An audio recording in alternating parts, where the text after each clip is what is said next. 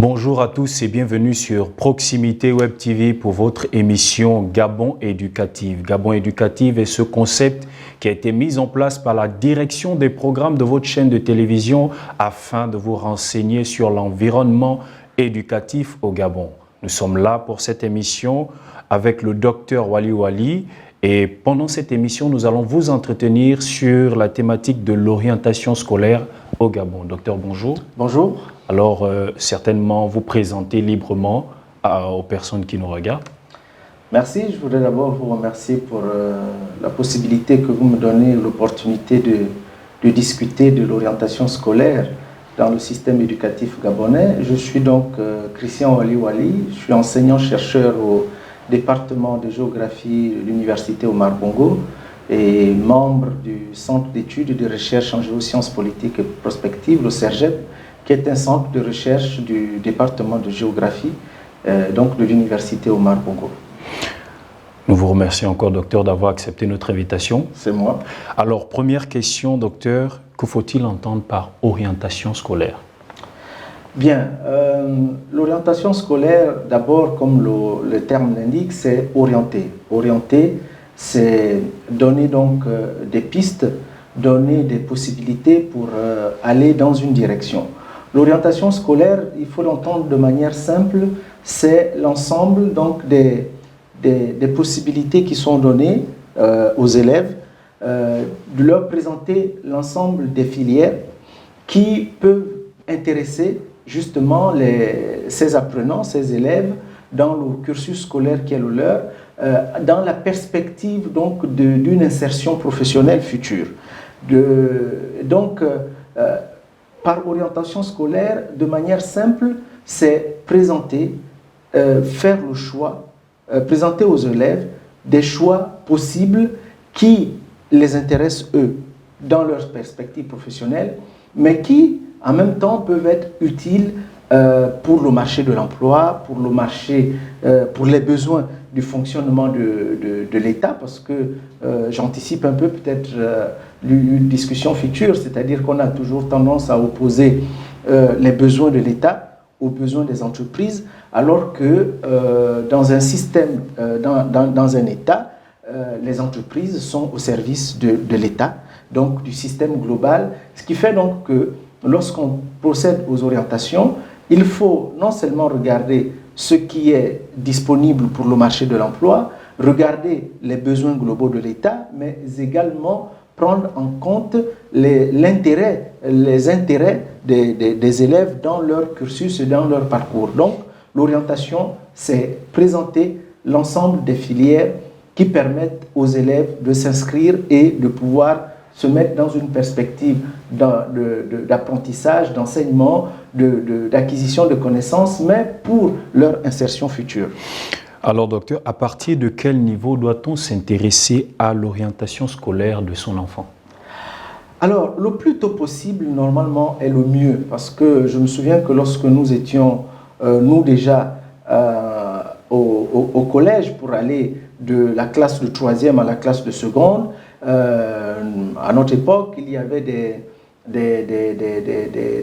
responsables dans les établissements, des conseillers pédagogiques, on les appelait comme ça, qui nous donnaient la possibilité de pouvoir choisir d'aller en série scientifique, donc ce qu'on appelle les séries S, ou en série littéraire de manière générale.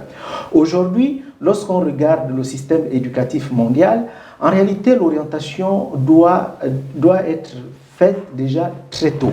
Parce qu'aujourd'hui, nos enfants sont de plus en plus, peut-être pas matures, mais plus éveillés. Dès la classe il y en a qui, dès le primaire, savent déjà, ont peut-être une passion.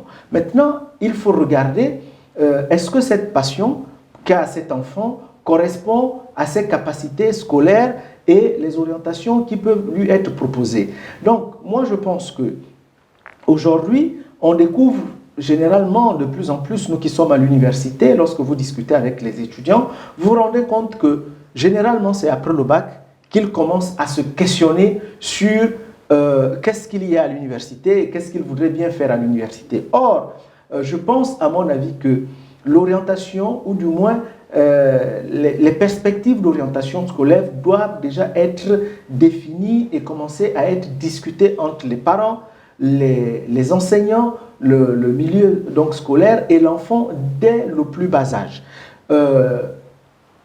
Probablement qu'un enfant qui est au CM2 en allant en 6e, on peut commencer déjà à discuter avec lui de qu'est-ce qu'il a envie de faire demain.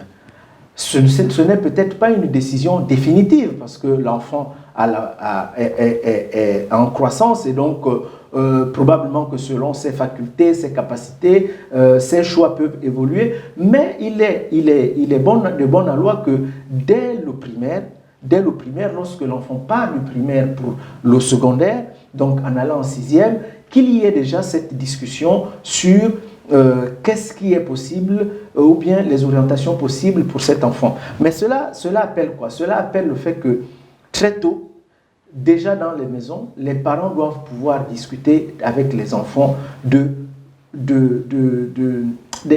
grandes orientations, des grandes filières possibles qui sont, je n'ai pas envie de dire à la mode, parce que la mode, effectivement, elle évolue, oui. Mais les grandes tendances qui peuvent permettre à un enfant de pouvoir être éveillé par rapport aux filières possibles de sa scolarité.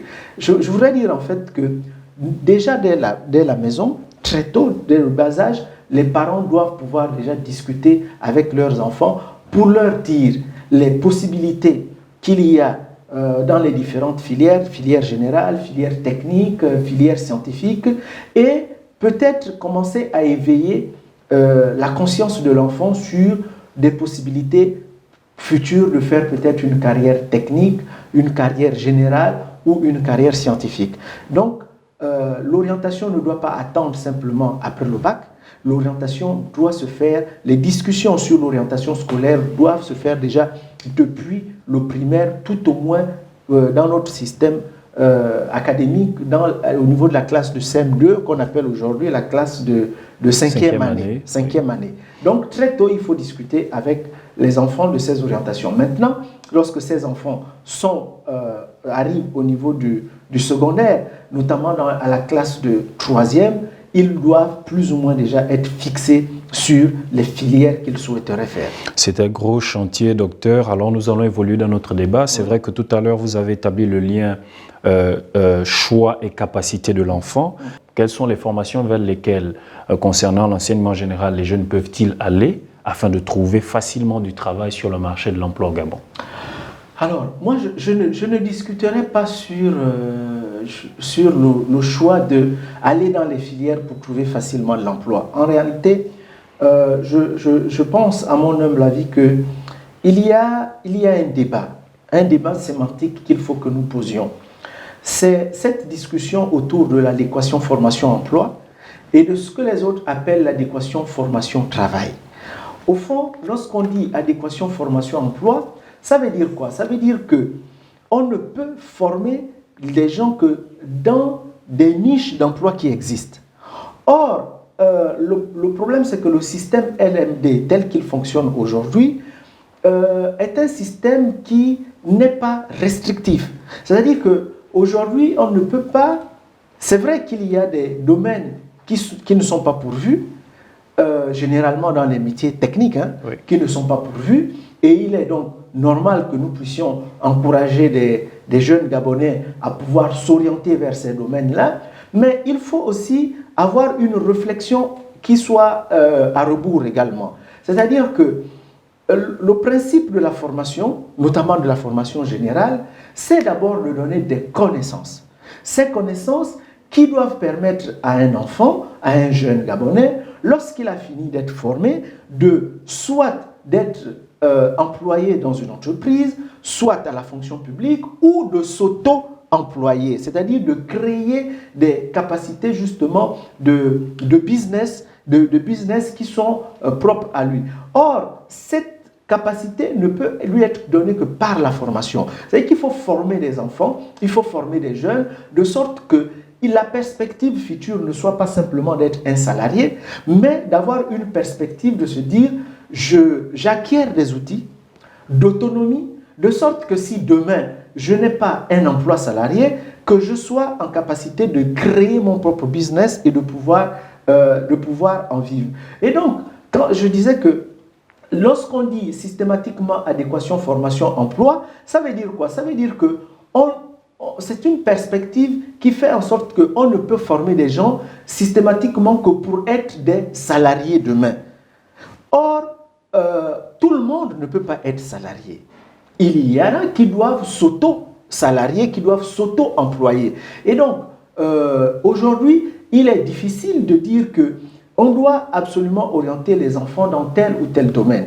Bon, mais pour répondre à votre question, dans l'enseignement général, si je reste au niveau du Gabon, je pense qu'il y a un champ vers lequel il faut de plus en plus orienter, par exemple, nos enfants, c'est le champ maritime. Le champ maritime avec tous les métiers liés au domaine maritime. J'ai l'intime conviction en regardant ce qui se fait dans notre pays que l'avenir de notre pays se situe dans le domaine, essentiellement dans le domaine maritime. Au-delà du pétrole, bien entendu, qui fournit déjà presque toutes les ressources de l'État, oui. Il faut partir sur le principe qu'au-delà du pétrole, il y a toutes les ressources maritimes qui existent, les ressources halieutiques, le tourisme balnéaire, les métiers, par exemple, de la navigation, et tous ces métiers liés au domaine de la mer, vers lesquels je pense, à mon avis, que ce soit dans la formation générale, c'est-à-dire que de former des gens qui doivent avoir la connaissance, par exemple, du droit maritime, le droit de la mer, de la connaissance, par exemple, des enjeux des transports maritimes, de la géopolitique maritime, tous ces enjeux. Mais il y a aussi, et j'embraye aussi sur le domaine technique directement, il y a des métiers très techniques, hein, dans le domaine maritime, les métiers portuaires par exemple, oui. qui sont aujourd'hui pratiquement négligés ou très peu connus par des Gabonais, mais qui sont des niches d'emploi importants pour le fonctionnement économique national, qui recommandent aussi bien des gens qui seront employés dans des entreprises, mais qui peuvent créer des business dans le domaine maritime, dans le domaine portuaire. Donc, il y a ce champ qui est, à mon avis, extrêmement important. Il y a le champ touristique. Le Gabon est un pays avec des potentialités touristiques qui sont extrêmement importantes. Donc, il faut qu'on puisse avoir des capacités de développer des métiers du tourisme. Mais quand je dis métiers du tourisme, il y va des hôtels, par exemple, des métiers de l'hôtellerie, hein, les maîtres cuisiniers, des serveurs, des gestionnaires, par exemple, de chambres. Mais il y a le transport, par exemple, quand on a du tourisme, il y a le circuit, par exemple, de transport, il y a tous les métiers liés au transport, il y a tous les métiers de guide touristique, tous ces domaines-là qui aujourd'hui sont extrêmement importants, qui sont très peu développés dans notre pays, vers lesquels il faut orienter les enfants. Il y a un autre domaine qu'il ne faut pas négliger, qui aujourd'hui, on en parle, mais qui, à mon avis, n'a pas pris encore suffisamment d'ampleur, c'est le métier, par exemple, de l'agriculture. Okay? L'agriculture est un métier qui, aujourd'hui, tout le monde mange. Et on ne va pas arrêter de manger. Donc, orienter, par exemple, les enfants dans les métiers agricoles, c'est extrêmement important. Il faut de plus en plus avoir des entreprises dans le domaine agricole qui doivent être autonomes. Mais je vois aussi des métiers qui sont parfois un peu négligés dans notre pays. Les vulcanisateurs. Vous voyez ? On dit les étrangers, on parle des Béninois qui ont par exemple pris ce métier de vulcanisateur, les Michelin, oui, de comme manière on dit au quartier, triviale, comme on dit au quartier. Mais on pourrait organiser par exemple ce système. Imposer par exemple le fait que dans chaque station-service, qu'on ait par exemple, un jeune Gabonais qui soit installé là avec à son propre compte, par exemple, pour être vulcanisateur. Donc vous avez plein de petits métiers comme ça qui sont extrêmement négligés, mais vers lesquels il faut orienter les enfants, mais en développant en professionnalisant, j'ai envie de dire, tous ces métiers-là et qui sont des niches d'emploi importantes. Docteur, dans les établissements, il y a des conseillers pédagogiques, je crois, conseillers d'orientation. Oui. mais qui souvent ne sont pas véritablement ce relais en termes de communication.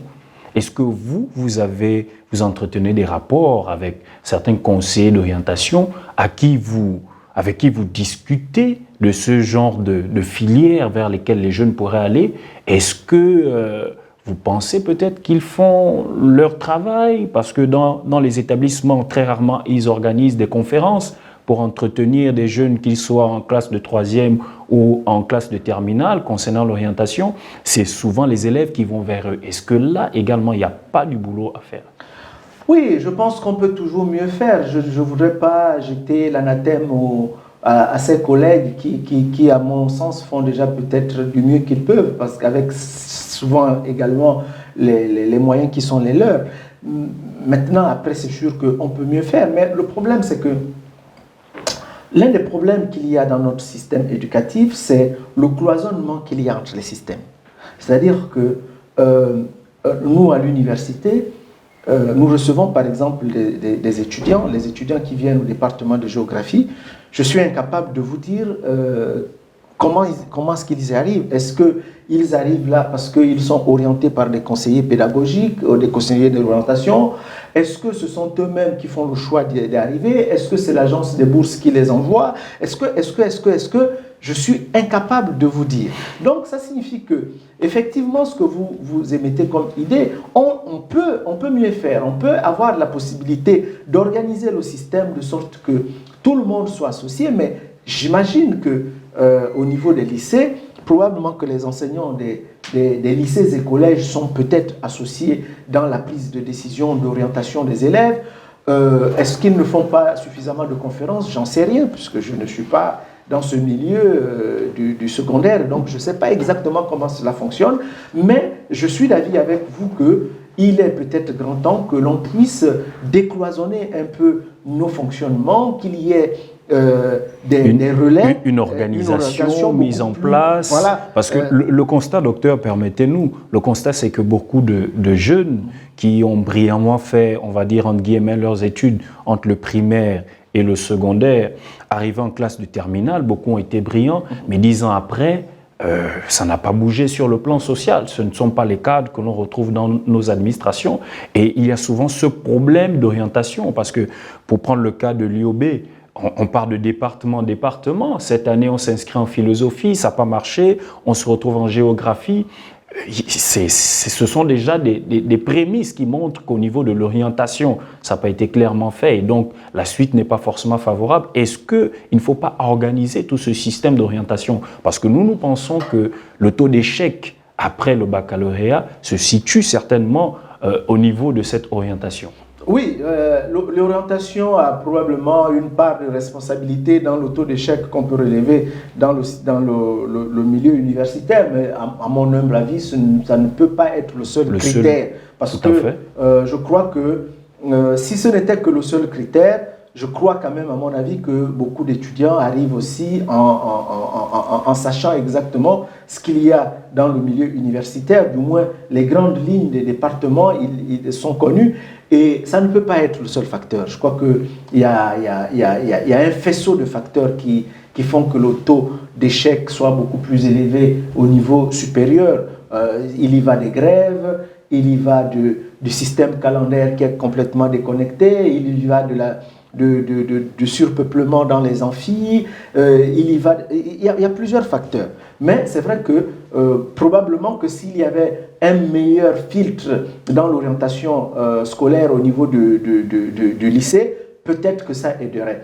Mais cela revient à ce que je disais tout à l'heure, c'est-à-dire qu'on est d'accord pour dire qu'il faut peut-être mieux organiser le système d'orientation, impliquer l'ensemble des acteurs, aussi bien du supérieur, du secondaire et même du primaire, pour pouvoir avoir des capacités d'orientation beaucoup plus objectives, des capacités d'orientation beaucoup plus objectives. Bon, maintenant, après, dans le supérieur, il y a quand même un facteur important qu'il ne faut pas négliger, c'est que quand on dit le taux d'échec est très élevé au niveau du supérieur, il faut aller regarder combien sont inscrits et combien réellement fréquentent l'université. Oui. Je le sais parce que à l'université, on voit bien souvent que quand nous avons, par exemple, dans nos fiches pédagogiques et dans le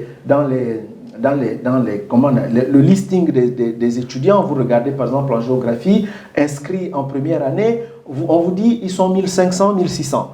Mais en réalité, lorsque vous organisez même les devoirs, généralement, ils sont 400, 500 qui composent. Donc, ça veut dire qu'il y a plus de la moitié qui sont inscrits, mais qui ne fréquentent pas réellement. Or, lorsqu'on fait les statistiques, justement, de l'échec et de l'admissibilité ou des admis au niveau de l'université, mais on prend en compte tous ces éléments. Donc, si vous avez réellement 600 étudiants qui ont composé, si vous faites le taux d'échec des 600 qui ont composé, donc ceux qui ont échoué, et si vous faites la statistique en considérant les 1600 qui sont inscrits, vous voyez déjà qu'il y a 1000 qui, plus de 50% déjà, rien qui ne composent pas, qui ne fréquentent pas, mais qui sont déjà considérés comme échoués. Donc ça gonfle les statistiques du nombre d'échoués des gens en réalité qui ne sont pas là véritablement. Donc oui, il faut regarder tous ces paramètres, mais la question de l'orientation, elle est essentielle. Mais pour pouvoir amener les élèves et les futurs étudiants à pouvoir bien s'orienter, il faut effectivement que l'université fasse également l'effort de communiquer autour de ces formations. Parce que un élève qui est à Malinga, par exemple, à qui on dit qu'il faut aller faire sociologie, mais il ne sait pas ce que c'est que la sociologie.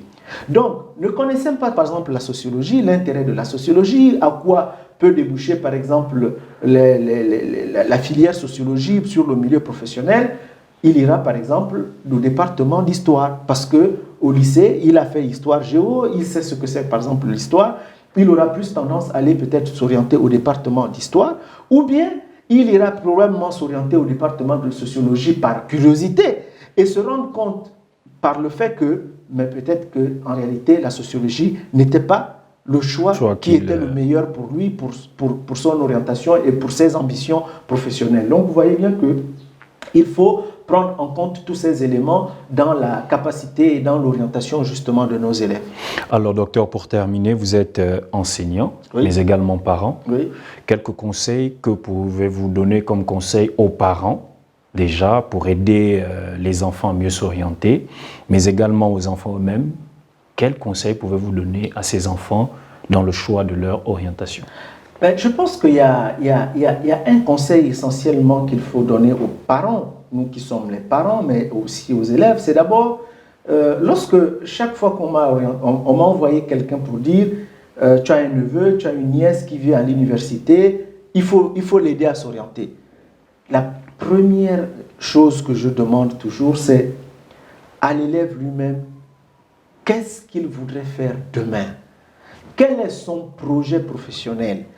Il va vous dire, moi, j'aimerais être ceci, j'aimerais être cela. À partir de j'aimerais être ceci, être cela, là, vous pouvez discuter en lui disant, mais tu sais, si tu voudrais être pilote demain, voilà la filière qu'il faut emprunter, voilà les matières dans lesquelles tu dois fournir plus d'efforts pour pouvoir être très bon dans ces matières et qui te permettront d'être demain à cet endroit. La deuxième chose que je fais, c'est souvent de dire, ok, tu as peut-être ce désir de faire ceci, mais est-ce que tu as entendu parler de tel domaine, tel domaine, tel domaine? Ça demande quoi? Nous les parents, les élèves, aux enfants, il faut leur demander quel est leur projet professionnel, discuter avec eux de leur projet professionnel et donc les orienter vers les secteurs qui aboutissent à ce projet professionnel et leur dire donc les matières dans lesquelles ils doivent fournir plus d'efforts pour arriver à ce projet professionnel.